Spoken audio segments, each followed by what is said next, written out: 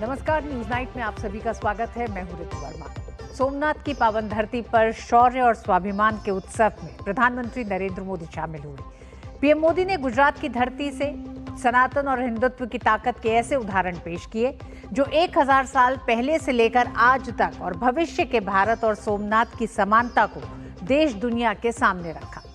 सोमनाथ को नष्ट करने के एक नहीं अनेकों प्रयास हुए। उसी तरह विदेशी आक्रांताओं द्वारा कई सदियों तक भारत को खत्म करने की लगातार कोशिशें होती रहीं, लेकिन न सोमनाथ नष्ट हुआ और न ही भारत नष्ट हुआ, क्योंकि भारत और भारत की आस्था के केंद्र एक दूसरे में समाये हुए हैं। मौजूदा वैश्विक उथल पुथल के बीच पीएम मोदी का बड़ा संदेश रहा, दूसरों को हराकर जीतने वाली सभ्यताएं समय के साथ खत्म हो जाती हैं। तलवार की नोक पर कभी किसी का दिल नहीं जीता जा सकता। पीएम मोदी ने सोमनाथ के गौरव को कम कर इतिहास में मजहबी उन्माद की मानसिकता को केवल साधारण लूट बताने की मानसिकता और तुष्टीकरण के ठेकेदारों का हमेशा कट्टरपंथी सोच के आगे घुटने टेकती सरकारों और इतिहासकारों पर भी तीखा प्रहार किया। सोमनाथ की धरती से गजनी के सोमनाथ आक्रमण के 1000 साल बाद भी आज के भारत को किनसे है खतरा और कौन कर रहा भारत को बांटने की कोशिश। होगी चर्चा सोमनाथ के गौरव से लेकर कट्टरपंथी सोच, तुष्टीकरण की मानसिकता और भारत के विश्वास पर। उधर पश्चिम बंगाल में विधानसभा में नेता प्रतिपक्ष शुभेंदु अधिकारी के काफिले पर हुआ जानलेवा हमला और कोलकाता से लेकर दिल्ली के गलियारों तक हड़कंप मच गया है। केंद्रीय गृह मंत्रालय ने राज्य सरकार से इस पूरे मामले पर रिपोर्ट मांगी है। गृह मंत्री अमित शाह ने केरल वासियों को बताया कि केरल में भाजपा का क्या है अंतिम लक्ष्य, तो वहीं बांग्लादेश में एक और हिंदू की हुई हत्या। इन हत्याओं और हमलों पर भारत सरकार ने कड़ी प्रतिक्रिया दी है। कहा है कि लगातार हो रहे हमलों का एक परेशान करने वाला दिख रहा है पैटर्न। क्या है ये पैटर्न, ये भी बताएंगे। तो इन तमाम खबरों को विस्तार से देखेंगे, लेकिन सबसे पहले शुरुआत करेंगे अभी तक की हेडलाइंस के साथ। सोमनाथ स्वाभिमान पर्व पर तुष्टीकरण की राजनीति पर जमकर बरसे पीएम मोदी। कहा, कट्टरपंथी सोच ने मजहबी उन्माद को केवल साधारण लूट बताने का किया काम। सोमनाथ को बताया संघर्ष, स्वाभिमान और पुनर्निर्माण का जीवंत प्रतिबिंब।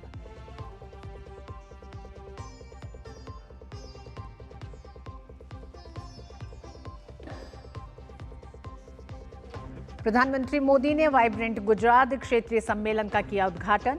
वाइब्रेंट गुजरात की यात्रा को बताया ग्लोबल बेंचमार्क। अहमदाबाद मेट्रो के दूसरे चरण के शेष हिस्से का भी पीएम मोदी ने किया उद्घाटन।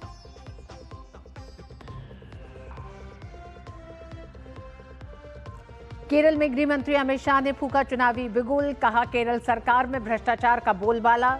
भेदभाव रहित भ्रष्टाचार मुक्त शासन केवल एनडीए सरकार से ही संभव। पश्चिम बंगाल में शुभेंदु अधिकारी की गाड़ी पर हमले पर बीजेपी ने खोला ममता सरकार के खिलाफ मोर्चा। हमले को बताया लोकतंत्र पर प्रहार।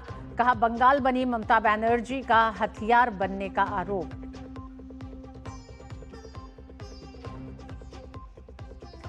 बांग्लादेश में नहीं थम रहा अल्पसंख्यकों के खिलाफ हिंसा का दौर। मामूली विवाद में एक और हिंदू की गई जान। भारत में चारों तरफ हिंसा की कड़ी निंदा।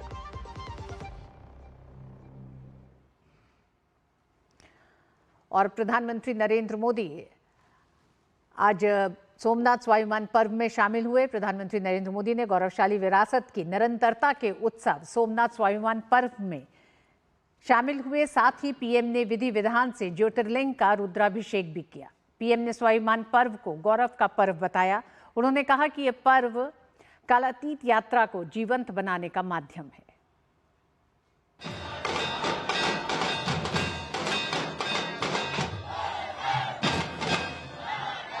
108 अश्वों के साथ मंदिर तक शौर्य यात्रा, मंत्रों और भजनों की अद्भुत प्रस्तुति, सब कुछ मंत्र मुग्ध कर देने वाला है। ये वातावरण अद्भुत है, ये उत्सव अद्भुत है। इस आयोजन में गर्व है, गरिमा है, गौरव है। सोमनाथ स्वाभिमान पर्व ये कालातीत यात्रा को भविष्य के लिए जीवंत बनाने का माध्यम भी है। नमः पार्वती पतये हर हर महादेव।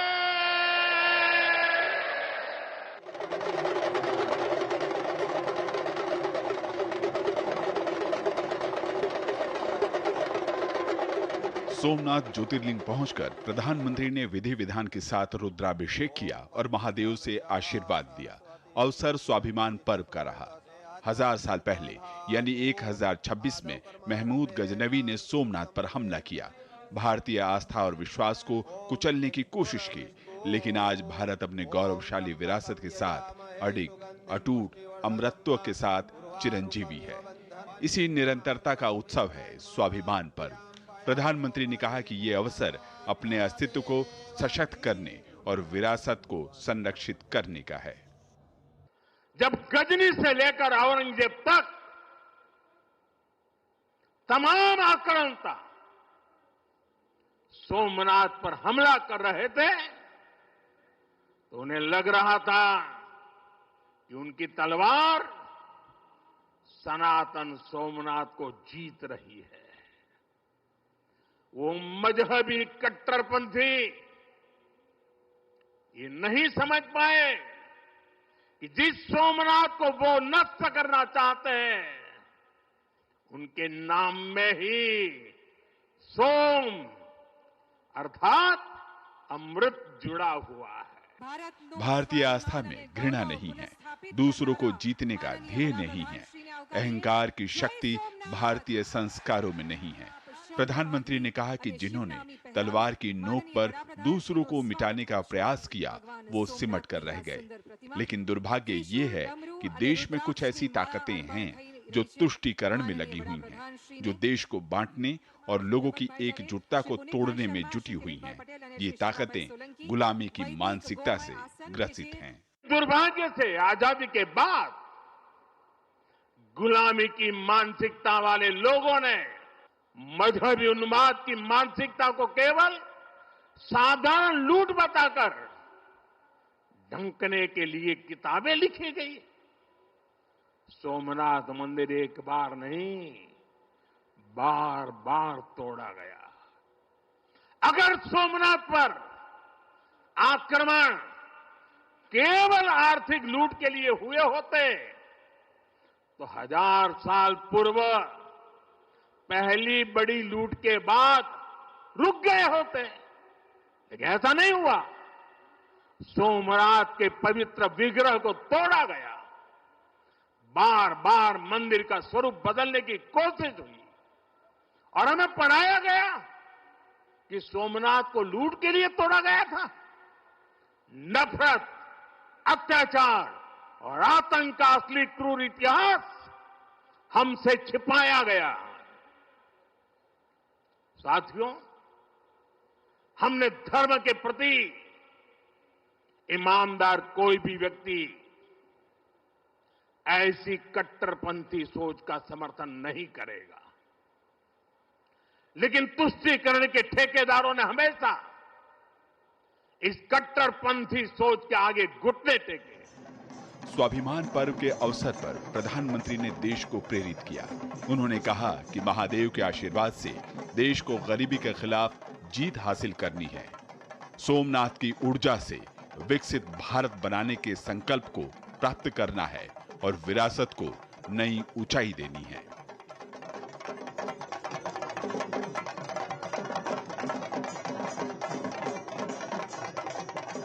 सोमनाथ स्वाभिमान पर्व का संदेश स्पष्ट है। कंठ है अनेक, गीत एक राष्ट्र का, रंग है अनेक, चित्र एक राष्ट्र का, शब्द है अनेक, अर्थ एक राष्ट्र का, कार्य है अनेक, लक्ष्य एक राष्ट्र का। और वो लक्ष्य है अखंड सोमनाथ की तरह अखंड भारत का निर्माण, अनंत विभूषित सोमनाथ की तरह विकसित भारत का निर्माण। कैमरा पर्सन जगमोहन के साथ अश्विनी कुमार मिश्र, डीडी न्यूज, सोमनाथ मंदिर परिसर, गिर सोमनाथ। तो 1000 साल के बाद अखंड भारत के संदेश के साथ सोमनाथ स्वाभिमान पर्व मनाया जा रहा है। विशेष इसी पर आधारित है सोमनाथ स्वाभिमान पर्व, इतिहास और नए भारत का सेतु। हमारे साथ दो विशेष मेहमान जुड़ रहे हैं। प्रोफेसर हीरामन तिवारी, आप इतिहासकार हैं, बहुत बहुत स्वागत है प्रोफेसर साहब आपका। हमारे साथ समीर चौगांकर, वरिष्ठ पत्रकार भी जुड़ रहे हैं। समीर साहब आपका भी बहुत बहुत स्वागत है। सबसे पहले प्रोफेसर साहब आप ही का रुख करेंगे। 1000 साल पहले का पहला आक्रमण सोमनाथ मंदिर पर, 1947 में मजहब के आधार पर भारत का बंटवारा होता है और 47 के बाद 1951 में सोमनाथ मंदिर का पुनर्निर्माण होता है, प्राण प्रतिष्ठा का समारोह होता है। एक इतिहास की तारीख ये, एक तारीख 1026 की वो तारीख, और आज एक तारीख है जो बनती है 11 जनवरी 2026 की तारीख। एक इतिहासकार की नज़र से आप किस तरह से इन तारीखों को परिभाषित करेंगे जब हम बात करते हैं सोमनाथ मंदिर के इतिहास से लेकर नए भारत के सफर की? रितु जी, सबसे पहले तो आपको नमस्कार और चौगांकर साहब को नमस्कार, और विश्व हिंदी दिवस कल था, उसकी आपको शुभकामनाएं। और आपने जो पूछा कि इतिहास में तिथि का बहुत ही महत्वपूर्ण स्थान होता है, इसलिए ये 1000 सहस्त्र वर्ष की जो बात की जा रही है उसमें कितनी बार आप प्रधानमंत्री का आपने उद्बोधन अभी सुनाया, सबको, पूरी दुनिया को सुनाया कि 1000 वर्ष में कितनी बार इसको विध्वंस किया गया, और विध्वंस के पीछे लुटेरापन, लोलुपता, लालच नहीं, घृणा थी। इसीलिए उन्होंने कहा कि हमसे जो इतिहास, क्रूर आतंक, आतताई जो इतिहास था उसको छुपा करके कुछ और लिखा गया। चूंकि इतिहास विभाग से संबद्ध होने के नाते, विद्यार्थियों के नाते, मुझे ये तिथि की आपने चूंकि बात की, इसलिए 1000 वर्ष मायने रखते हैं। आपको स्मरण होगा कि चलते चलते एक बार डोनाल्ड ट्रंप ने कुछ महीने पहले कह दिया था, मई में, जब पाकिस्तान भारत का युद्ध हुआ था या ऑपरेशन सिंदूर पे, कि ये हजारों वर्षों से लड़ रहे हैं। क्या ये एक भूल थी उनके मुंह से? नहीं। ये जो भावना है, जो एक धर्मांधता है, जो कट्टरपंथी है, उसकी भावना 1000 वर्ष से ज्यादा से भारत संघर्ष कर रहा है। भले ही उस समय लोगों ने उपहास किया हो कि उसको नहीं पता है, लेकिन भारत तो संघर्ष करता रहा है। इसी बात को रेखांकित करने के लिए ये स्वाभिमान पर्व जो मनाया जा रहा है, तो 1000 वर्ष तो वो बहुत महत्वपूर्ण है। और बहुत विस्तार से आपने अपनी पैकेज में बताया कि जो गजनी का जो महमूद आया था, वो अपने साथ इतिहासकारों को लेकर के आया था, और उन इतिहासकारों में अलबरूनी, जिसके नाम पर लोग सांस लेते हैं भारत के इतिहास को लेकर के, उसने लिखा है, अल-तुर्शी ने लिखा है, और वो कहते हैं वो धन तो लिया होगा, लेकिन उसकी सबसे जो विकट इच्छा थी कि मूर्ति को भंग किया जाए, हमारे प्रार्थना स्थल को तोड़ा जाए, जिससे कि हमारी मानसिकता, हमारी सभ्यता पर आघात पहुंचा जाए। इसलिए जो हमें पढ़ाया गया है, इसलिए 1000 वर्ष का समय बहुत होता है, फिर भी भारत की अपनी चेतना है, भावना है। और प्रधानमंत्री ने कहा कि शिव तो सोम है, स्वयं में अमृत है, उनको कितनी बार कोई उनके मंदिर को, उनके आवास को तोड़ेगा? हमको और आपको, भक्तों को कष्ट हो सकता है, लेकिन वो खड़े होंगे इसलिए बार बार। और 1706 में जब अंततः एक बार फिर औरंगजेब ने उसको तोड़ा, मुझे नहीं लगता है कि किसी इतिहासकार ने किसी प्रकार का न्याय किया होगा ये कह करके कि उसने धन के लिए तोड़ा होगा, क्योंकि धन तो बहुत लूटा जा चुका था। और तोड़ा ही नहीं, हमारी जो विग्रह है, प्रतिमा है शिव की, जो हम सबके हृदय में रहती है, भारतीयों के हृदय में रहती है, उसको तोड़ करके ऐसे स्थान पर लगाया गया बार बार। गजनी ने भी, गजनी में जाकर के जो शाह एक मस्जिद बनाई थी, उसकी सीढ़ियों पर रखा था टूटे हुए जो अवशेष थे हमारे शिवलिंग के, जिससे कि जो नमाज पढ़ने वाले लोग हैं वो उन पर चल करके जाएं। यही परिस्थिति में मैं सदैव कहता हूं, चाहे हम मथुरा में जाएं, कहीं भी देख लें, जब ये भावना होती है कि हम किसी को दबा करके, किसी के धर्म का, किसी की सभ्यता को नष्ट करके अपनी सभ्यता को बढ़ाना चाहते हैं, इसी की ओर इंगित किया था प्रधानमंत्री ने कि जो लोग दूसरे की सभ्यता का विनाश करके अपनी सभ्यता का विकास करना चाहते हैं, वो काल के कपाल में लुप्त हो हो जाते हैं, लेकिन शिव वहीं खड़ा है, भारत वहीं खड़ा है, संस्कृति सभ्यता वहीं खड़ी है। इसलिए ये 1000 वर्ष का जो तिथि है और 1026 से बिल्कुल 2026 प्रोफेसर साहब, ये 1000 साल भारत के लिए बहुत महत्वपूर्ण है, लेकिन ये 75 वर्ष भी बहुत महत्वपूर्ण है। जी बिल्कुल। 1951 से और लेकर आज 75 तक वर्ष का जो इस सफर वर्ष रहा, हो रहे हैं, हमारे उसके उद्घाटन के साथ लिए। वरिष्ठ पत्रकार समीर चौगांकर भी हैं। समीर जी, बहुत इस बड़े मौके लेखक भी पर हैं। जी, इस मौके पर अगर प्रधानमंत्री ये कहते हैं कि आने वाले समय के लिए भी बहुत बड़ी चुनौतियां हैं, वो ताकतें आज भी हैं जिन ताकतों ने सोमनाथ मंदिर पर अतिक्रमण करा, उसे नष्ट करने की एक मंशा थी जिसमें वो कामयाब नहीं हुए। वो किन ताकतों की बात प्रधानमंत्री आज सोमनाथ की धरती से कर रहे हैं और देश को चेता रहे हैं? ऋतु जी, देखिए, अभी हीरामन तिवारी जी ने बहुत अच्छे से इसके इतिहास के बारे में हम सबको बताया, दूरदर्शन के सब दर्शकों को। और जब प्रधानमंत्री मोदी जो जिस बात का जिक्र कर रहे हो, जब जो जानना चाहती है, तो प्रधानमंत्री यही कह रहे हैं कि भाई कौन लोग थे जिन्होंने 1951 में जब सरदार पटेल ने जब शुरुआत की थी, हालांकि सरदार पटेल जी का निधन हो गया था, उसके बाद जिस तरीके से सोमनाथ मंदिर जब बन रहा था, तो उसमें किसी तरह से अवरोध करने की कोशिश की थी। कौन थे वो जो इस सनातन के इतने बड़ी ताकत को अपने प्रखर रूप से बाहर न आने देना चाहते थे?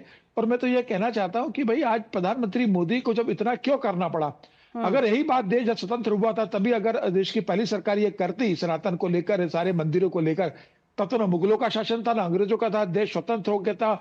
अगर सरकार चाहती तो कैबिनेट की बैठक बुलाती और उस जिस तरीके से सोमनाथ का मंदिर का पुनर्निर्माण होना था, सरकार उसे करवाती।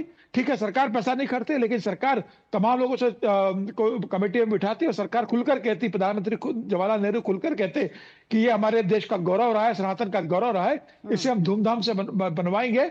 और राजेंद्र प्रसाद के साथ अगर जवाहरलाल नेहरू भी जाते अगर सोमनाथ की प्राण प्रतिष्ठा में, तो आज प्रधानमंत्री मोदी जी को यह कहने की जरूरत नहीं पड़ती। 1952 में जो कांग्रेस की मानसिकता थी, 2024 में भी कांग्रेस की वही मानसिकता है।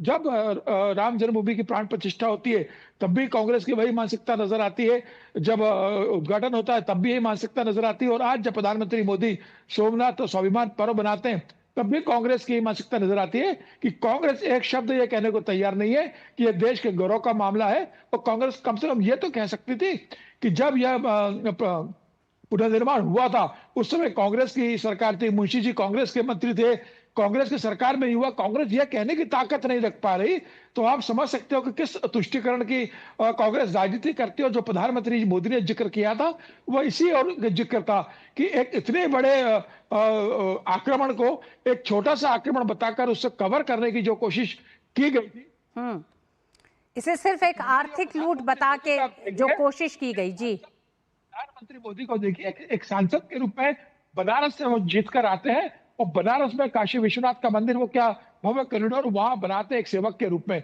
तो काशी कॉरिडोर का उन्होंने कहा कल करा। अगर ट्रस्ट की बात करें तो ट्रस्ट के अध्यक्ष है वो सोमनाथ ट्रस्ट के। उसके पहले वो गुजरात के प्रधानमंत्री के पहले गुजरात के मुख्यमंत्री रहे, उसके पहले संगठन के कार्यकर्ता रहे, संघ के स्वयंसेवक रहे, और वहां मुख्यमंत्री रहते उन्होंने जिस तरीके से सोमनाथ के लिए तमाम तरीके से प्रयास किए। आज जब सोमनाथ स्वाभिमान पर प्रधानमंत्री मोदी बना रहे तो मुझे लग रहा है ये कोई भारतीय जनता पार्टी का सोमनाथ का मंदिर नहीं है, ये तो देश का मंदिर है और इसमें सभी लोगों का शामिल होना चाहिए था। राहुल गांधी भी अगर उसको लेकर ट्वीट करते, कांग्रेस भी उसको लेकर ट्वीट करती और प्रधानमंत्री मोदी को बधाई देती कि आपने इस 1026 में जो आक्रमण हुआ था उसके 1 साल पर आपने जो स्वाभिमान यात्रा शुरू करी है, हम भी आपको इसमें बधाई देते हैं, हम भी इसमें शामिल होते हैं। तो मुझे लगता है ये बेहतर होता।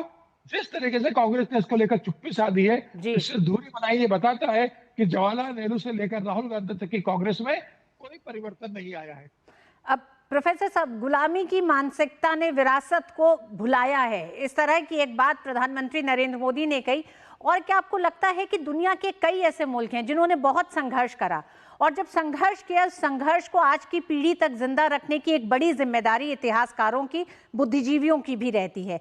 क्या आपको लगता है भारत में 1951 की जो घटना रही सोमनाथ मंदिर की, या फिर 47 के बाद से, बंटवारे के बाद से जो एक भारत ने अपने विकास की यात्रा को शुरुआत की, उसमें भी इतिहासकार कहीं ना कहीं चूके हैं बहुत सी ऐसी घटनाओं के उस गौरव को सामने रखने के लिए? इसके पीछे के बड़े कारण क्या?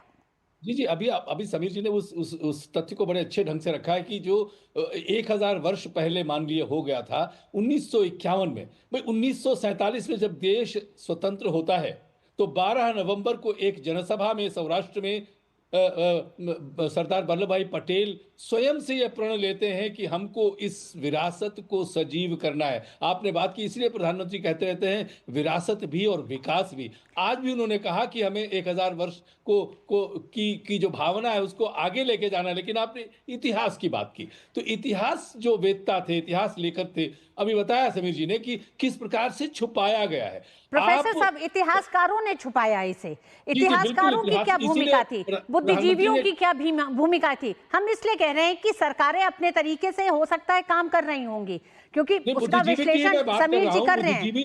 एक इतिहासकार की हैसियत में आपको क्या लगता है, क्या देश के साथ छल हुआ? मैं ऋतु जी बुद्धिजीवियों की बात कर रहा हूं, इसीलिए उन्होंने भी यही कहा कि यदि सरकार जो करती है, बुद्धिजीवियों ने जिस प्रकार से, चाहे वो महमूद गजनवी हो, चाहे वो खिलजी हो, चाहे वो औरंगजेब हो, सबको ये बताया गया कि ये तो धन लोलुपता के कारण जाकर के मंदिरों को लूटते थे, तोड़ते थे, लेकिन ये किसी के गले उतरने वाली बात नहीं है। मैं इतिहासकारों की ही बात कर रहा हूं, जबकि साक्ष्य और प्रमाण आपके सामने है।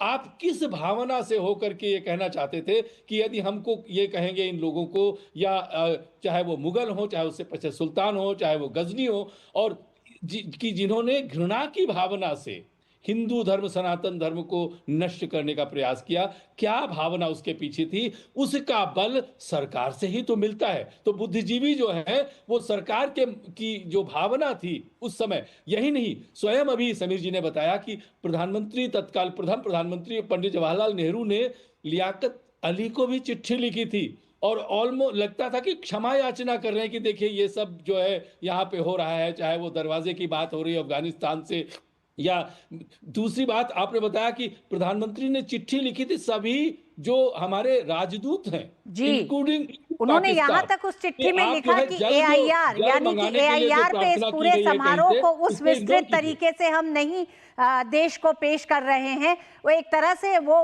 इसमें अपोलोजेटिक थे कि जो हो रहा है मैं उससे सहमत नहीं हूँ। तो ये उनकी जो धर्मनिरपेक्षता की जो उनका जो अपनी परिभाषा उनकी थी, लगता था कि उस पर आघात लगेगा। ये बिल्कुल विस्मय कर देने वाली बात है। समीर जी, ये धर्मनिरपेक्षता की सोच थी या मजहबी कट्टरता के सामने घुटने टेकना था सरकारों का? उसका जो लैटर पार्ट है कि जो मजहबी कट्टरता जिसका उल्लेख आज प्रधानमंत्री ने कहा, उसके सामने घुटने भी टेकना, या क्या ऐसा कारण था? अभी समीर जी ने बताया कि आज भी चाहते, चाहे वो 2 वर्ष पहले जो अयोध्या में इतना भव्य निर्माण हुआ राम मंदिर का, और वो सुप्रीम कोर्ट के जजमेंट के बाद हुआ है, उसमें जाकर के दर्शन करने के बजाय आपने देखा होगा एक से एक बड़े से लेकर के सभी नेता जो कांग्रेस के थे, विपक्षी नेता, उन्होंने उपहास किया था।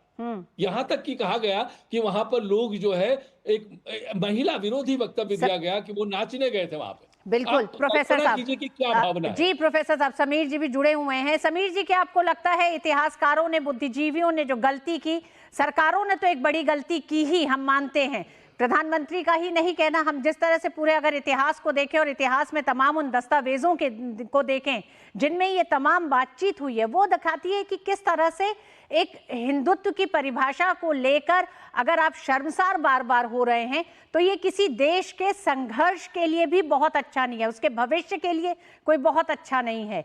क्या आपको लगता है कि प्रधानमंत्री जब ये कहते हैं कि मजहबी कट्टरता आज भी भारत के लिए एक बड़ी चुनौती है, सतर्क रहने की जरूरत है, सावधान रहने की जरूरत है, तो किनके लिए वो ये इशारा कर रहे हैं?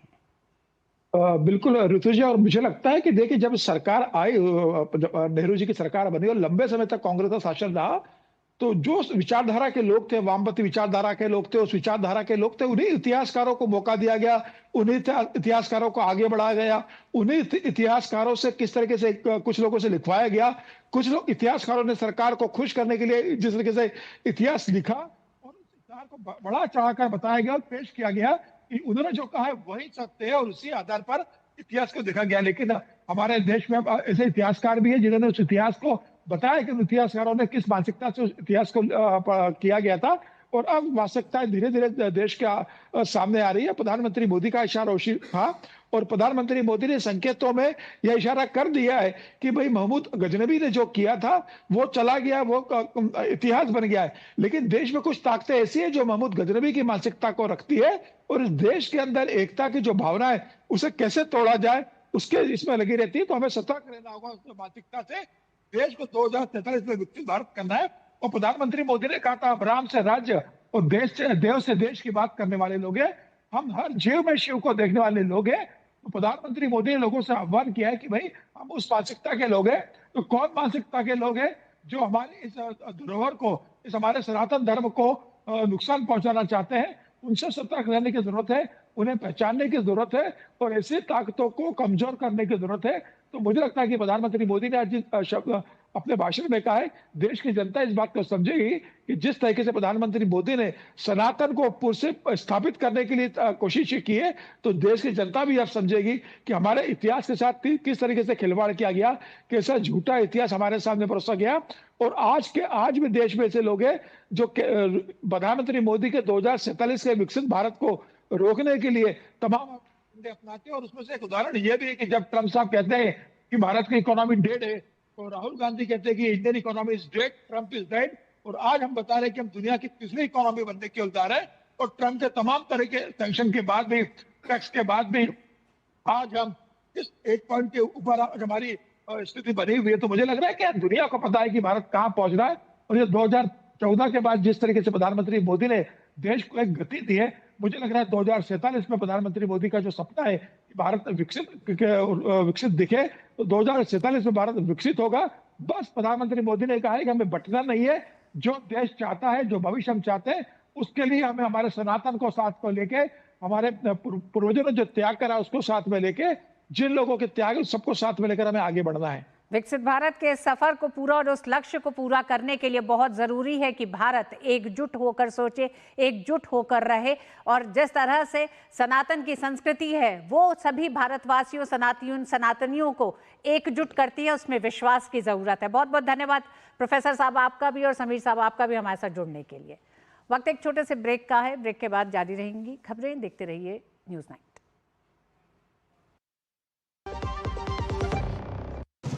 ओ हरि भैया, अरे वाह, खेतों में कौन सी फसल लगाए हो? 12 महीने कमा कर दे ऐसी फसल। क्या? मैंने नया व्यवसाय शुरू किया है। उसके लिए पैसे? इसमें किसी निवेश की जरूरत ही नहीं। अच्छा मुखिया जी। अरे मुखिया जी नमस्ते। अरे हरी, कब आ रहे हो? आप बस चलिए, मैं पहुंचता हूँ। अब मैं LIC एजेंट हूँ। LIC एजेंट बनो, अब बड़ा सोचो। हमारी वेबसाइट पर जाएं या अपनी नजदीकी LIC शाखा से संपर्क करें। पढ़ता है, खेलता है, झूलता उछलता है, दौड़ता कभी कभी दौड़ कराता है, आगे आगे बढ़ता है इंडिया, अमूल दूध पीता है इंडिया। विभाग अनेक, कंप्लेंट बॉक्स 1। किसी भी सरकारी दफ्तर, विभाग या बैंक से जुड़ी शिकायत के लिए pgportal.gov.in पर जाएं, रजिस्टर करें, संबंधित विभाग चुनें, शिकायत दर्ज करें और ट्रैकिंग ID नोट करें। SMS या ईमेल पर एक्नॉलेजमेंट पाएं और शिकायत का जवाब सीधे मंत्रालय से प्राप्त करें। अब तक 1 करोड़ 12 लाख से अधिक भारतीयों ने भरोसा जताया। CP ग्राम्स, आपकी हर शिकायत का हल। अभी शिकायत दर्ज करें pgportal.gov.in। जब धरती चीर कर निकलता है लोहे का पत्थर और मिलता है मोंगिया के जोश से, फिर तपता है, पिघलता है और बनता है फौलाद। अब होता है सरिया सारी खूबियों के साथ। मोंगिया स्टील, मजबूत देश का मजबूत सरिया।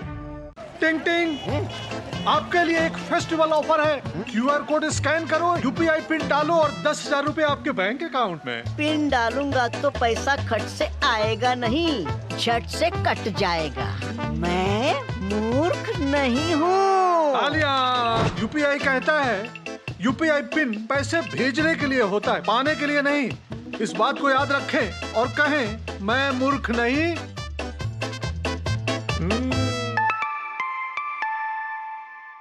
जाइए, आप भी किसी का टेस्ट लीजिए। इम्तियाज जी के फादर को बीमारी के कारण अचानक हॉस्पिटल में एडमिट होना पड़ा। पॉलिसी बाजार की टीम ने हॉस्पिटल पहुंचकर लाखों का क्लेम अप्रूव करवाने में पूरी हेल्प की। पॉलिसी बाजार पर 1 करोड़ का हेल्थ इंश्योरेंस सिर्फ 550 रुपए महीने से शुरू। गोल्डी छोले मसाले, जहाँ जाए रिश्ते बनाए। गोल्डी लाए हैं फ्रेश लॉक टेक्नोलॉजी। जो रखे मसालों को हर समय फ्रेश।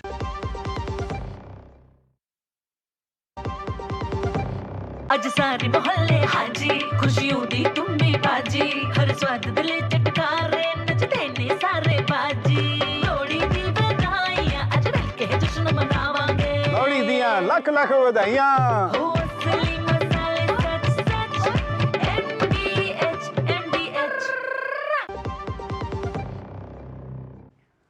गुजरात दौरे के दूसरे दिन प्रधानमंत्री नरेंद्र मोदी ने अहमदाबाद मेट्रो के दूसरे चरण के शेष हिस्से का उद्घाटन भी किया। सेक्टर 10A से महात्मा मंदिर के बीच मेट्रो सुविधा के शुरू होने से स्थानीय लोगों के आवाजाही में सुविधा मिलेगी। कार्यक्रम के दौरान बड़ी संख्या में मौजूद लोगों ने प्रधानमंत्री नरेंद्र मोदी का अभिवादन किया। और इससे पहले प्रधानमंत्री नरेंद्र मोदी ने वाइब्रेंट गुजरात क्षेत्रीय सम्मेलन का भी उद्घाटन किया। पीएम ने निवेश और औद्योगिक विकास कॉन्फ्रेंस के लक्ष्य के साथ ही वाइब्रेंट गुजरात क्षेत्रीय सम्मेलन को ग्लोबल बेंचमार्क भी बताया। पीएम ने कहा, वाइब्रेंट गुजरात का हर संस्करण के साथ क्षेत्र की पहचान और मजबूत हो रही है। राजकोट में आयोजित वाइब्रेंट गुजरात रीजनल कॉन्फ्रेंस में प्रधानमंत्री नरेंद्र मोदी। कच्छ और सौराष्ट्र क्षेत्रों के लिए हुई इस कॉन्फ्रेंस में उद्योग जगत की दिग्गज हस्तियां और विदेशी प्रतिनिधि शामिल हुए। पीएम ने इस अवसर पर greenfield smart Gujarat industrial development corporation limited estate विकसित किए जाने की पहल की शुरुआत की। साथ ही राजकोट में GIDC के मेडिकल डिवाइस पार्क का भी उद्घाटन किया। पीएम ने अपने संबोधन में कहा कि कभी चुनौतियों से घिरे सौराष्ट्र और कच्छ आज विकास की नई इबारत लिख रहे हैं। यही राजकोट में ही 2.5 लाख से अधिक MSMEs हैं। यहां अलग अलग इंडस्ट्रियल क्लस्टर्स में स्क्रू ड्राइवर से लेकर auto parts, machine tools, luxury car के लाइनर्स, एरोप्लेन, फाइटर प्लेन और रॉकेट तक के पार्ट्स ये हमारे राजकोट में बनते हैं। यानी यह रीजन लो कॉस्ट मैन्युफैक्चरिंग से लेकर high precision, high technology manufacturing तक पूरी वैल्यू चेन को सपोर्ट करता है। इस रीजनल कॉन्फ्रेंस का उद्देश्य पश्चिमी गुजरात में निवेश और औद्योगिक विकास के लिए नई गति प्रदान करना है। इन सम्मेलनों की उपलब्धियों को जनवरी 2027 में वाइब्रेंट गुजरात ग्लोबल समिट में प्रदर्शित किया जाएगा। बीते 11 वर्ष में देश के विकास की चर्चा करते हुए पीएम ने इन्फ्लेशन काबू में होने, भारत में रिकॉर्ड कृषि उत्पादन, दूध और जेनेरिक दवा उत्पादन और वैक्सीन निर्माण में देश के नंबर 1 बनने का जिक्र किया। आज भारत दुनिया का दूसरा सबसे बड़ा मोबाइल मैन्युफैक्चरर है। आज भारत में दुनिया का तीसरा सबसे बड़ा स्टार्टअप इकोसिस्टम है। सोलर पावर जनरेशन के मामले में भी टॉप 3 देशों में से भारत एक है। हम तीसरे बड़े एविएशन मार्केट है और मेट्रो के मामले में भी हम दुनिया में टॉप 3 नेटवर्क में शामिल हो गए हैं। पीएम ने कहा कि विकसित भारत के लक्ष्य को हासिल करने के प्रयासों में सुधारों की बड़ी भूमिका है। पीएम ने कहा कि सुधारों का ये सिलसिला जारी रहेगा। IMF भारत को ग्लोबल ग्रोथ का इंजन बताता है। S&P 18 इयर्स के बाद भारत की रेटिंग अपग्रेड करती है। फिच रेटिंग भारत की मैक्रो स्टेबिलिटी और फिस्कल क्रेडिबिलिटी इसकी प्रशंसा करती है। भारत पर दुनिया का ये भरोसा इसलिए है क्योंकि ग्रेट ग्लोबल अनसर्टेनिटी के बीच भारत में हम एक अभूतपूर्व सर्टेनिटी का दौर देख रहे हैं। पीएम ने इस अवसर पर एक व्यापार शो और प्रदर्शनी का भी अवलोकन किया, जिसमें विशेष फोकस पीएम के वोकल फॉर लोकल और स्वदेशी अपनाने के संदेश पर रहा। वाइब्रेंट गुजरात रीजनल समिट के दौरान प्रधानमंत्री ने देश और दुनिया के निवेशकों को बड़ा संदेश दिया। राजकोट की धरती से प्रधानमंत्री ने पूरी दुनिया को यह बताया कि भारत दुनिया की सबसे तेज रफ्तार अर्थव्यवस्था है, तीसरी सबसे बड़ी इकॉनमी बनने की ओर तेजी से आगे बढ़ रही है और सबसे बड़ा मंत्र यही कि भारत में रिफॉर्म एक्सप्रेस की गाड़ी अब बिल्कुल रुकने वाली नहीं है। कई क्षेत्रों में उन्होंने रिफॉर्म्स का जिक्र करते हुए कहा कि जीएसटी के साथ साथ बीमा क्षेत्र में रिफॉर्म किए गए, न्यूक्लियर एनर्जी को निजी क्षेत्र के लिए खोला और निवेशकों को सीधे तौर पर उन्होंने कहा कि देश में और गुजरात में निवेश करने का यही समय है, सही समय है। कैमरामैन रमाकांत शर्मा के साथ अजय मिश्र, डीडी न्यूज, राजकोट। और वक्त एक छोटे से ब्रेक का, ब्रेक के बाद खबरें जारी रहेंगी, देखते रहिए डीडी न्यूज। टिंग टिंग, आपके लिए एक फेस्टिवल ऑफर है। क्यूआर कोड स्कैन करो, यूपीआई पिन डालो और 10,000 रुपए आपके बैंक अकाउंट में। पिन डालूंगा तो पैसा खट से आएगा नहीं, झट से कट जाएगा। मैं मूर्ख नहीं हूँ। आलिया, यूपीआई कहता है यूपीआई पिन पैसे भेजने के लिए होता है, पाने के लिए नहीं।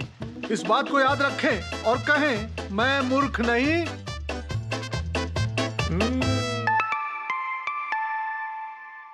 जाइए, आप भी किसी का टेस्ट लीजिए। वाह, गाय तुम्हारी माता है ना? तो पशुहार के नाम पर जहर क्यों खिलाता है? अनसन हटा, दिल से खिला, सिर्फ कपिला, देश का नंबर 1 पशु आहार। पढ़ता है, खेलता है, झूलता उछलता है, दौड़ता कभी कभी दौड़ कराता है, आगे आगे बढ़ता है इंडिया, अमूल दूध पीता है इंडिया। विभाग अनेक, कंप्लेंट बॉक्स 1।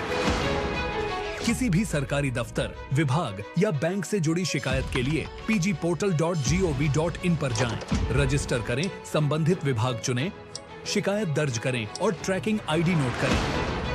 एसएमएस या ईमेल पर एक्नॉलेजमेंट पाएं और शिकायत का जवाब सीधे मंत्रालय से प्राप्त करें। अब तक 1 करोड़ 12 लाख से अधिक भारतीयों ने भरोसा जताया। सीपी ग्राम्स, आपकी हर शिकायत का हल। अभी शिकायत दर्ज करें pgportal.gov.in। मेरी पसंद, मेरी पसंद, मेरी पसंद, मेरी पसंद, हमारी पसंद, हम सबकी पसंद। मजबूत देश का मजबूत सरिया हो गया स्टील। गोल्डी छोले मसाले, जहाँ जाएं रिश्ते बनाएं। गोल्डी लाए हैं फ्रेश लॉक टेक्नोलॉजी, जो रखे मसालों को हर समय फ्रेश। अज सारे मोहल्ले हाजी, खुशियों दी तुम भी बाजी, हर स्वाद दिले चटकारे, नचते ने सारे बाजी। लोड़ी दी बधाइयां, अज मिल के जश्न मनावांगे। लोड़ी दियां लख लख बधाइयां। हो असली मसाले सच सच, MDH। पश्चिम बंगाल में बिगड़ती कानून व्यवस्था की ताज़ा घटना है। विधानसभा में नेता प्रतिपक्ष शुवेंदु अधिकारी के काफिले पर जानलेवा हमले की इस घटना ने कोलकाता से लेकर दिल्ली के गलियारों तक हड़कंप मचा दिया है। केंद्रीय गृह मंत्रालय ने इस घटना को गंभीरता से लेते हुए ममता सरकार से विस्तृत रिपोर्ट तलब की है। पश्चिम बंगाल में कानून व्यवस्था एक बार फिर सवालों के घेरे में है। मामला शनिवार रात उस समय का है जब विपक्ष के नेता शुवेंदु अधिकारी की कार पर हमला किया गया। पुरुलिया में एक कार्यक्रम से लौटते समय अचानक कुछ लोगों ने नेता प्रतिपक्ष की गाड़ी को घेर लिया और उस पर हमला कर दिया। शुवेंदु अधिकारी का आरोप है कि हमला पूरी योजना के तहत सत्तारूढ़ तृणमूल कांग्रेस के समर्थकों ने किया। घटना को लेकर बीजेपी और टीएमसी आमने सामने हैं। शुवेंदु अधिकारी का आरोप है कि ये सब पुलिस की मौजूदगी में हुआ और पुलिस मूक दर्शक बनी रही। टीएमसी पर सीधा आरोप लगाते हुए उन्होंने कहा कि ये हमला टीएमसी समर्थकों ने कराया। उन्होंने कहा कि इस दौरान पेट्रोल छिड़ककर आग लगाने की कोशिश की गई। हमलावरों के पास पेट्रोल और डीजल था, जिससे बड़ी घटना हो सकती थी। नेता प्रतिपक्ष ने कहा कि ये केवल उन पर हमला नहीं है, बल्कि ये पश्चिम बंगाल में विपक्ष की आवाज को दबाने की कोशिश है। उन्होंने कहा कि ममता बनर्जी सरकार में हिंसा और डर का माहौल बनाया जा रहा है। वहीं पूरे मामले में भाजपा ने टीएमसी के खिलाफ मोर्चा खोल दिया है। कल हमारे विपक्ष के नेता शुवेंदु अधिकारी के कारवां पर हमला हुआ। पुलिस रिपोर्ट लिखाने की कोशिश की गई। ये हमला पुलिस की मौजूदगी में हुआ था, लेकिन कोई एफआईआर नहीं हुआ। मतलब अपोजिशन लीडर के कॉन्वॉय पे हमला हो तो आप समझते ही हैं। शुभेंदु अधिकारी जहां जा रहा है, शुभेंदु अधिकारी का ऊपर आक्रमण हो रहा है। कुछ बिहार की मोगराहट में उसको जिंदा जला देने का कोशिश हुआ था। उसका गाड़ी का ऊपर पेट्रोल फेंक दिया था ये लोगों ने। उसका भीतर हमारा निश्चित प्रामाणिक और एक पूरे सांसद भी था, पूरे मंत्री भी था। तो ऐसा स्थिति से चल रहे पश्चिम Bengal. Trinamool government, Trinamool party, they are unleashing all kind of terror against the honorable leader of opposition. We have seen, this is not the first time Shubhendu Adhikari has been attacked. There have been innumerable instances where the LOP has been attacked. Our central leaders have been attacked, verbally abused by the sitting chief minister. कभी संवैधानिक संस्थाओं और अधिकारियों पर हमलों के बाद अब भाजपा नेता पर हुआ हमला लगातार पश्चिम बंगाल की कानून व्यवस्था और टीएमसी सरकार की कार्यप्रणाली पर सवालिया निशान लगा रहा है। Bureau report, TD news. तो विधानसभा चुनाव से पहले पश्चिम बंगाल में लगातार कानून व्यवस्था को लेकर कई गंभीर सवाल खड़े हो रहे हैं। वक्त एक छोटे से ब्रेक का। ब्रेक के बाद बात होगी केरल में केंद्रीय गृह मंत्री अमित शाह का दौरा और किस तरह का बड़ा संदेश केरल की धरती से अमित शाह ने दिया, बताएंगे आपको। वक्त एक छोटे से ब्रेक का।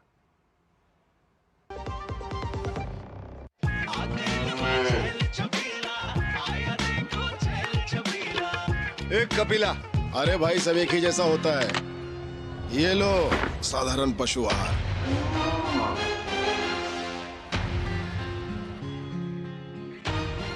इस देश की हर माँ, बच्चे, बूढ़े, जवान, खिलाड़ी, डॉक्टर, इंजीनियर, सबको गाय भैंस की दूध की शक्ति पर भरोसा है। पर जब इन पशुओं को कपिला पशु आहार मिलेगा, तभी तो दूध सिर्फ ज्यादा ही नहीं, शक्ति से भरपूर भी होगा।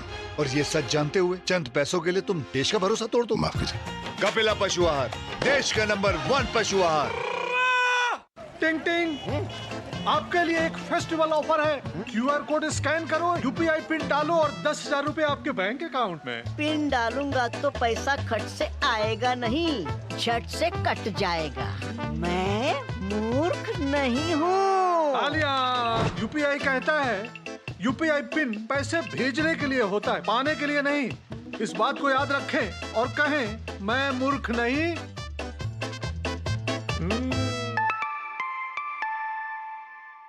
जाइए, आप भी किसी का टेस्ट लीजिए।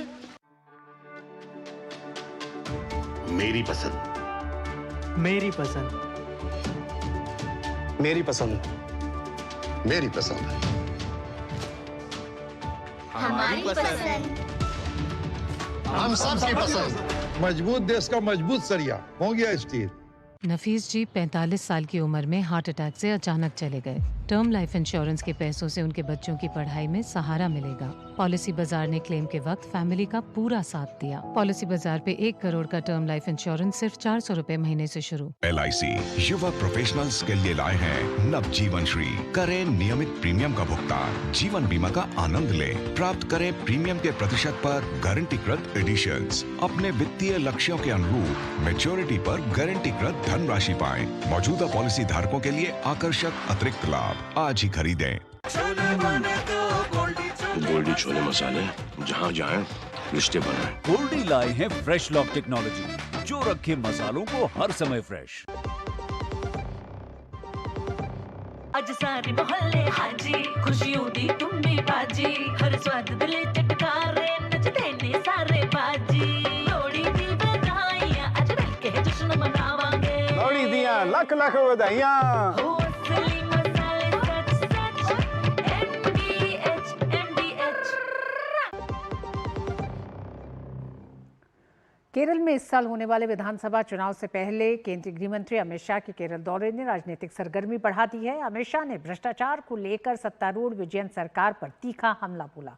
उन्होंने केरल के लिए नए विचार और नई राजनीति को समय की मांग बताया। केंद्रीय गृह मंत्री अमित शाह केरल के दौरे पर हैं।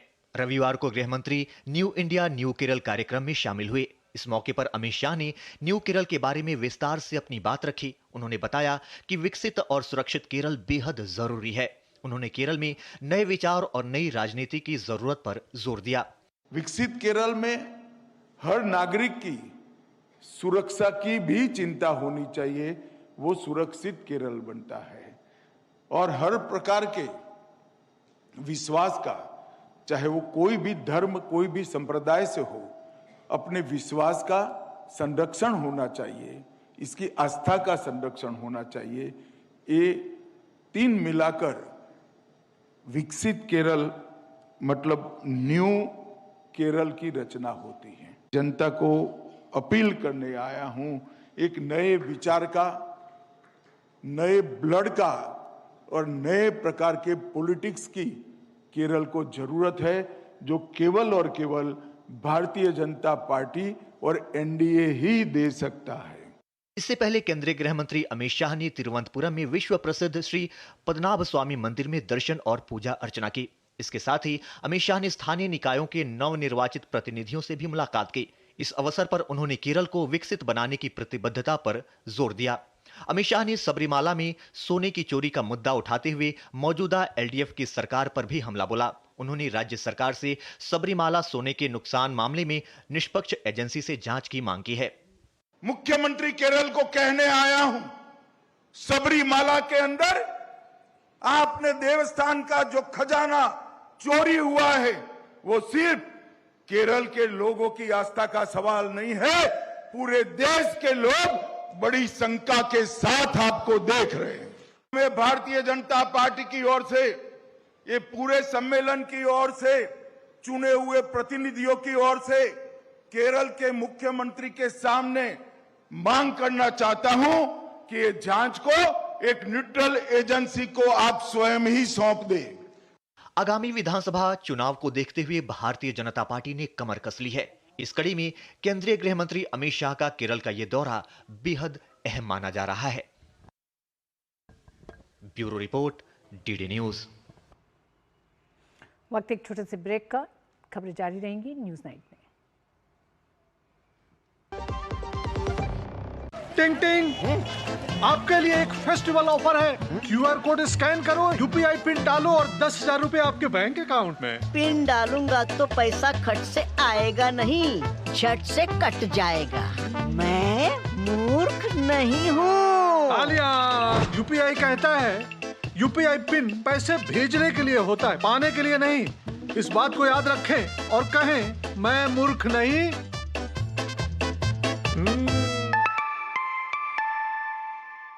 जाइए, आप भी किसी का टेस्ट लीजिए।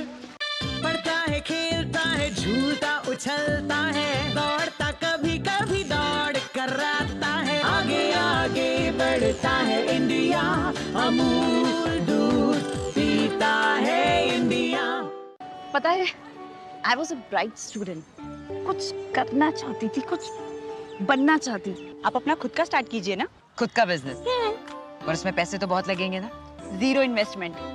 Zero investment? हाँ, आई एम डूइंग इट। मैं एक principal madam, she is my client. मैं LIC एजेंट हूँ। LIC एजेंट बनो। अब बड़ा सोचो, हमारी वेबसाइट पर जाएं या अपनी नजदीकी LIC शाखा से संपर्क करें। गोल्डी छोले मसाले, जहाँ जाएं रिश्ते बनाएं। गोल्डी लाए हैं फ्रेश लॉक टेक्नोलॉजी, जो रखे मसालों को हर समय फ्रेश। सारे मोहल्ले हाजी, खुशियों दी तुम भी बाजी, हर स्वाद दिले चटकारे, नचते ने सारे बाजी। लोड़ी दी बधाइयां, आज मिलके जश्न मनावांगे। लोड़ी दियां लख लख बधाइयां। हो असली मसाले सच सच, MDH। बांग्लादेश में एक और हिंदू की हुई हत्या। 19 साल के जॉय महापात्रा के साथ ही दिसंबर में हिंदू और अन्य अल्पसंख्यकों की हत्या का आंकड़ा 10 के पार हो चुका है। इन हत्याओं और हमलों पर भारत सरकार ने कड़ी प्रतिक्रिया दी है। विदेश मंत्रालय के प्रवक्ता रणधीर जायसवाल ने कहा कि हम बांग्लादेश में चरमपंथियों द्वारा अल्पसंख्यकों और उनके घरों और व्यवसायों पर लगातार हो रहे हमलों का एक परेशान करने वाला पैटर्न देख रहे हैं। इन घटनाओं को व्यक्तिगत विवाद बताकर खारिज करना अपराधियों के हौसले बुलंद करता है। बांग्लादेश में अल्पसंख्यक हिंदुओं के खिलाफ हिंसा थमने का नाम नहीं ले रही है। ताजा मामले में बांग्लादेश के सुनामगंज जिले के दिराई उपजिला में 500 बांग्लादेशी टका के कर्ज की वजह से हिंदू युवक को इतना मारा पीटा और प्रताड़ित किया गया कि उसने जहर खाकर जान दे दी। पीड़ित की पहचान 19 साल के जॉय महापात्रा के तौर पर हुई है। जॉय महापात्रा के चचेरे भाई अयान दास के हवाले से बांग्लादेशी मीडिया ने बताया कि जॉय ने किराना दुकानदार अमीरुल इस्लाम से 5,500 टका में एक मोबाइल खरीदा था। उसने 2,000 टका कैश में दिए थे और बाकी रकम 500 टका प्रति हफ्ते की किस्तों में देने के लिए राजी हो गया था। हालांकि वो रेगुलर पेमेंट करता था, लेकिन आखिरी किस्त देने में देर हो गई।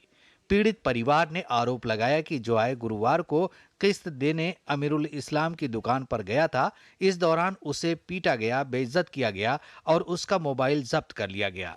जॉय की मां ने दावा किया है कि दुकानदार ने उसे जहर खाने पर मजबूर किया। बाद में सिलहट MAG उस्मानी मेडिकल कॉलेज अस्पताल के ICU में उसकी मौत हो गई। स्थानीय पुलिस के अनुसार घटना की जांच चल रही है, लेकिन अभी तक कोई मामला दर्ज नहीं किया गया है। बांग्लादेश में अल्पसंख्यक समुदाय पर हिंसक हमलों को लेकर भारत में बड़े पैमाने पर विरोध किया जा रहा है। बांग्लादेश में हिंदू समाज के लोगों पर आक्रमण हो रहा है, उनकी हत्याएं हो रही है, पूर्व में मंदिरों को ध्वस्त किया गया, लेकिन ये विपक्ष के लोग अब एक वोट बैंक के राजनीति के तहत ये लोग कुछ बोल नहीं रहे। और विशेषकर बंगाल के लोग भी देख रहे हैं कि कैसे जो है ममता बनर्जी हो या कांग्रेस हो या कम्युनिस्ट हो या अन्य विपक्षी पार्टियां हो, बांग्लादेश के मुद्दे पर कुछ बोलने के लिए तैयार नहीं है। बहुत दुर्भाग्यपूर्ण है। सरकार भी एक्शन लेगी और अल्पसंख्यकों पर वहाँ अत्याचार नहीं चलेगा। अंतरिम सरकार जब रहेगी भी नहीं तो जा रही है, फिर भी किसी की वहाँ दादागिरी नहीं चलेगी। अब भारत सबकी दादागिरी का उत्तर देने के लिए सक्षम हो गया। बांग्लादेश में अल्पसंख्यकों पर बढ़ते हमलों के बीच 1 महीने से भी कम समय में हिंदू पुरुषों की ये 8वीं हत्या बताई जा रही है। बांग्लादेश हिंदू बौद्ध ईसाई एकता परिषद के आंकड़े बताते हैं कि दिसंबर का महीना अल्पसंख्यकों के लिए काल बना, जब कम से कम 51 हिंसक वारदातें दर्ज की गईं और 10 से ज्यादा हिंदुओं की हत्याओं की खबर है। 10 चोरी डकैती, 23 संपत्तियों पर अवैध कब्जे और लूटपाट की घटनाएं हुई हैं। पिछले कुछ दिनों में कई और हिंदू युवाओं और व्यापारियों को निशाना बनाया गया। जनवरी का महीना भी खौफनाक हत्याओं के साथ शुरू हुआ। 3 जनवरी को शरीयतपुर में खोखन चंद्र दास को पहले मारा पीटा गया और फिर पेट्रोल डालकर जिंदा जला दिया गया।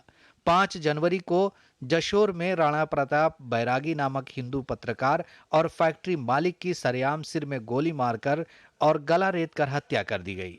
इसी सप्ताह नरसिंहगढ़ी में एक किराने की दुकान चलाने वाले मणि चक्रवर्ती की कुल्हाड़ी से काटकर हत्या कर दी गई। और अब 500 टका के लिए 19 साल के जॉय महापात्रा को जान देनी पड़ी। भारतीय विदेश मंत्रालय बांग्लादेश में इस तरह की घटनाओं पर गहरी नाराजगी जता चुका है। पिछले दिनों विदेश मंत्रालय के प्रवक्ता रणधीर जायसवाल ने कहा था कि हम बांग्लादेश में चरमपंथियों द्वारा अल्पसंख्यकों, उनके घरों और व्यवसायों पर लगातार हो रहे हमलों का एक परेशान करने वाला पैटर्न देख रहे हैं। इन घटनाओं को व्यक्तिगत विवाद बताकर खारिज करना अपराधियों के हौसले बुलंद करता है। Bureau report, DD news. प्रधानमंत्री नरेंद्र मोदी सोमवार को अहमदाबाद में जर्मन चांसलर फ्रेडरिक मर्ज से मुलाकात करेंगे। दोनों देशों के संबंधों को और सुदृढ़ करने की दिशा में ये मुलाकात अहम होगी। दोनों नेता साबरमती नदी फ्रंट पर आयोजित अंतर्राष्ट्रीय पतंग महोत्सव में भी हिस्सा लेंगे। जर्मन चांसलर की ये पहली आधिकारिक भारत यात्रा है। इन्हीं खबरों के साथ आपको छोड़ जा रहे हैं, मुझे दीजिए अनुमति। नमस्कार। जर्मन चांसलर फ्रेडरिक मर्ज की पहली आधिकारिक यात्रा भारत जर्मनी के बीच 25 साल के रणनीतिक साझेदारी के अलग अलग पहलुओं में हुई प्रगति की समीक्षा करने का अवसर होगा। प्रधानमंत्री नरेंद्र मोदी और जर्मनी के चांसलर फ्रेडरिक मर्ज के बीच सोमवार को गांधीनगर के महात्मा मंदिर कन्वेंशन सेंटर में होने वाली वार्ता द्विपक्षीय दोनों नेता व्यापार और निवेश, टेक्नोलॉजी, शिक्षा, स्किलिंग और मोबिलिटी में सहयोग को और मजबूत करने पर बातचीत करेंगे। साथ ही रक्षा एवं सुरक्षा, विज्ञान, इनोवेशन एवं रिसर्च, हरित एवं स्थायी विकास और लोगों के बीच संबंधों जैसे महत्वपूर्ण क्षेत्रों में सहयोग को आगे बढ़ाया जाएगा। We will have bilateral talks between the two leaders, our Prime Minister and German Chancellor in Ahmedabad. During these discussions, all aspects of the bilateral relationship will be discussed. प्रधानमंत्री नरेंद्र मोदी और जर्मनी के चांसलर फ्रेडरिक मर्ज सोमवार को साबरमती आश्रम पहुंचेंगे और साबरमती नदी तट पर आयोजित अंतर्राष्ट्रीय पतंग महोत्सव में हिस्सा लेंगे। This year we all Indian and international kiteists are very happy because we are going to see the one of the world's most powerful Prime Minister Narendra Modi ji. German chancellor Friedrich Merz की यात्रा उच्चतम राजनीतिक स्तर पर नियमित बातचीत से बनी गति को और आगे बढ़ाएगी। ये भारत और जर्मनी के साझा दृष्टिकोण को मान्यता प्रदान करने का एक मूल्यवान अवसर है। ये दोनों देशों के लोगों और व्यापक वैश्विक समुदाय के लाभ के लिए एक भविष्योन्मुखी साझेदारी के निर्माण का मौका भी होगा। जर्मन चांसलर का अपना पहला एशिया दौरा भारत से शुरू करना साफ संकेत देता है कि जर्मनी अपने भारत के साथ रिश्ते को कितनी अहमियत देता है। जब दोनों लीडर्स औपचारिक वार्ता करेंगे, वो इस रिश्ते को और मजबूती देने के लिए, इसको वाइडन करने के लिए और सेक्टर्स में कोऑपरेशन को मजबूत करने की संभावनाएं तलाशेंगे। मेरी सहयोगी मेघना देव और कैमरामैन योगेश तिवारी के साथ अमृतपाल सिंह, डीडी न्यूज, गांधीनगर।